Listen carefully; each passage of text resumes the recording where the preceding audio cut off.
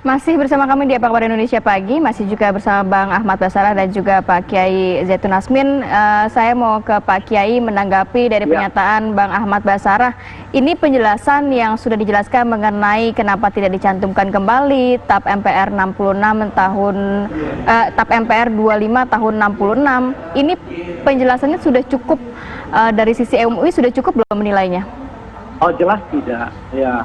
Ini tentu penjelasan yang misalnya mau mencoba untuk melakukan pembenaran terhadap apa yang ada. Sebetulnya ya saya secara pribadi mengenal Pak Ahmad ini dengan idealismenya, tapi kita tidak bisa menutupi kenyataan, ya, menutup mata dari kondisi bahwa ini bisa saja terjadi perkembangan dari 2003 ke 2020 itu udah jauh banget, Mas. Ya, banyak hal yang bisa terjadi, termasuk anggota-anggota DPR yang bergabung di PDIP. Boleh jadi ada orang-orang yang memang mempunyai keinginan seperti itu. Dan saya kira Mas Ahmad tidak bisa menutup mata itu. Beberapa anggota DPR di PDIP dengan bangga mengatakan bahwa saya anak PKI dan perusahaan yang sudah menjadi konsumsi publik, ya, masyarakat sudah tahu itu. Nah, karenanya saya sebetulnya kalau ingin konsisten seperti penjelasan Mas Ahmad, ya, maka ini harus ada langkah-langkah yang tidak sekedar penjelasan seperti itu. Bahkan andaikan ingin memasukkan TAP MPRS 25, nomor 25 tahun 66 itu tidak cukup. Langkah-langkah seperti apa Pak Kiai contohnya mungkin? Ya, harus ada langkah yang tegas, yang kuat di dalam PDIP sendiri untuk mengecek ini tim yang menyiapkan ini siapa sebetulnya. Ya, karena kenapa bisa partai sebesar ini, ya, kalau memang itu dianggap semacam sesuatu yang tidak sengaja atau kurang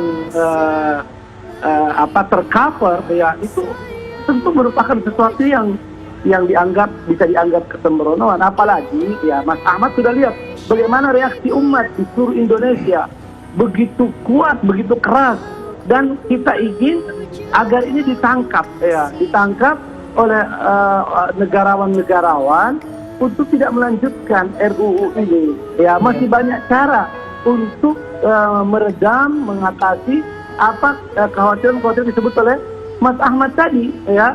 Kita juga punya undang-undang yang cukup kuat yang selama ini alhamdulillah, termasuk, ya, dengan misalnya perdebatan, tetapi misalnya HTI bisa dibubarkan, ya, bisa dibekukan dan seterusnya. Artinya kita sebetulnya sudah mempunyai perangkat hukum yang cukup untuk mewujudkan apa yang dimaksud oleh Mas Ahmad tadi. Tapi RUU ini itu kecurigaannya sangat besar. Apalagi tadi belum dijawab bagaimana dengan pasal 7 tadi itu. Kalau TAP MPRS nomor 25 itu tidak dicantumkan, mungkin dianggap kelalaian.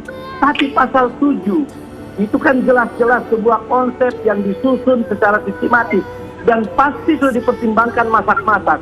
Dan saya yakin ini menggunakan bahasanya pun sudah diatur sedemikian rupa, coba dihaluskan, tapi intinya tetap terbaca oleh masyarakat.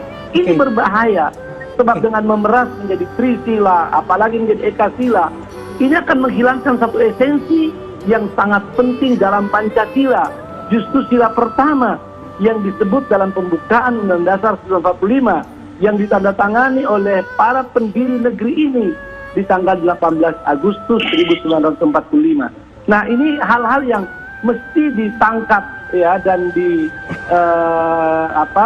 dipahami dengan baik dari masyarakat oleh teman-teman di PDIP, ya, agar kita bisa mengembalikan ketentraman ini. Ya, sebab dengan kondisi seperti ini maka sangat sulit, ya, ketenangan itu kalau RUU ini akan jalan.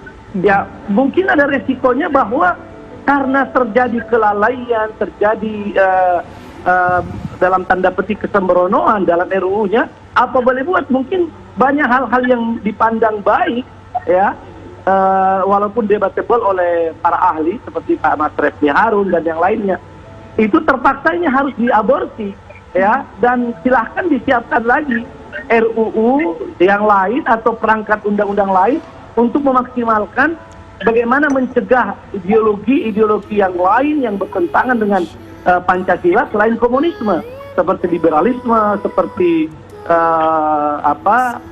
kapitalisme dan lain sebagainya yang tadi disebut oleh Mas Ahmad. Nah, ini saya kira sangat penting, ya, dan tolong diperhatikan aspirasi dari umat yang bukan sekedar aspirasi terhadap sebuah kajian, tapi ini perasaan kebangsaan yang terusik, ya. Baik. Perasaan kebangsaan kita. Jadi jangan yang hal yang mahal ini kemudian akan kita korbankan, ya. Ini umat seolah-olah kembali lagi seperti kita di zaman baru merdeka, ya, perdebatan di Orde Lama muncul kembali. Baik, umat Pak Kiai. mengingat lagi betapa umat Islam telah berkorban. Tiap 7 kata dicoret itu. Nah, ini gara-gara RUU ini itu mengembalikan seperti mengorek luka lama, yang sebetulnya umat Islam, para ulama, para tokoh sudah siap, sudah menerima. Ini sudah kesepakatan kita. Jangan lagi diutak-utik Pancasila itu. Sudah kesepakatan berbangsa bernegara kita. Terima kasih.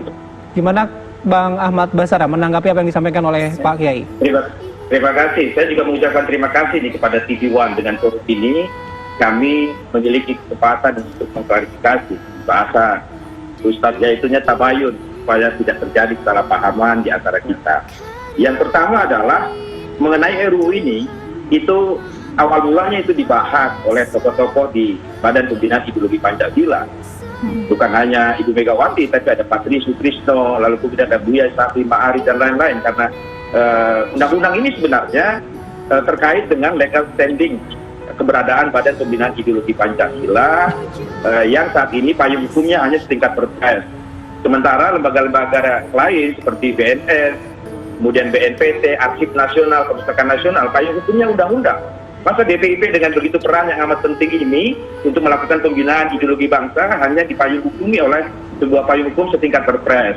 Nah, ketika berkembang di DPR, saya ingin sampaikan ke Ustadz Zaitun dan pemirsa tujuan sekalian, pembahasan itu berkembang oleh para anggota DPR seluruh fraksi yang ada di Badan Legislatif. Saya baru mengecek informasi di Balik karena RUU ini dibahas di Balik, begitu, di Badan Legislatif. Apa yang Ustadz Zaitun katakan tadi mengenai gagasan Pancasila dikeras menjadi Trikila dan kemudian menjadi Ekasila, itu ternyata dari fraksi partai politik lain yang saya kira untuk kepentingan etis tidak saya sebutkan dari fraksi mana, tapi dokumen rekamannya itu sudah kami dapatkan. Jadi gagasan tentang Pancasila menjadi Trikila, kemudian menjadi Ekasila, itu bukan dari fraksi PDI Perjuangan, tapi dari fraksi lain. Ustadz Zaitun bisa mengecek, atau bila perlu nanti rekamannya akan kami kirimkan.